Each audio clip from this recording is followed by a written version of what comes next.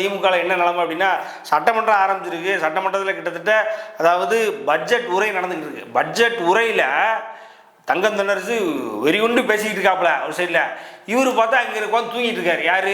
உதயநிதி ஸ்டாலின், அதாவது துணை முதலமைச்சர் உதயநிதி ஸ்டாலின். நல்லா அதாவது அவ்வளோ வெளிச்சத்துலேயே உட்காந்து நல்லா சாஞ்சு குரட்டை விடுவார் போல இருக்கு. ஆடியோ இல்லாதனால கேட்கல நமக்கு, ஆனால் சரியான தூக்கம்.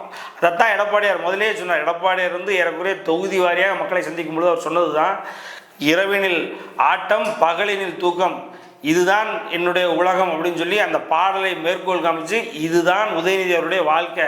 ஒன்றும் இல்லைங்க, நைட்டு உட்காந்து இன்ஸ்டாகிராமில் ஏதோ ஒரு அழகான பொண்ணு மாடல் போல இருக்குது, அந்த பொண்ணுக்கு லைக் போட்டுட்டு இருந்தார் உதயநிதி. இடையில கையும் களவுமாக பிடிபட்டு அந்த லைக்கை மறுபடியும் வந்து அன்லைக் ஆக்கி அதை நம்ம ஆளுக்கு ஸ்க்ரீன்ஷாட் எடுத்து ரொம்ப அசிங்கப்பட்டு போனார். ஸ்டாலின் அவர்களே கண்டித்ததாக கேள்வி வெளியில் நியூஸ்லாம் வந்தது. ஸோ நைட்டு 2 மணிக்கு ஒரு மணிக்கு உட்காந்து பெண்கள் படத்தை பார்த்துக்கிட்டு உட்காந்துக்கிட்டு, அதே நேரத்தில் காலையில் வந்து சட்டமன்றத்தில் அது முக்கியமாக பட்ஜெட் கூட்டத்தொடரப்போ தூங்கிட்டு இருந்தார் அப்படின்னா அவர் எப்படி நம்ம உதயநிதி அவரை எப்படி நம்ம துணை முதல்வராக எடுத்துக்க முடியுன்ற ஒரு கேள்வி எல்லாருக்கும் எழுவதற்கு கண்டிப்பாக எல்லாருக்கும் எழும் அப்படின்றதுல எந்த ஒரு மாற்று கருத்தும் இல்லை. அதுதான் எங்களுக்கும் வெளிகிறது.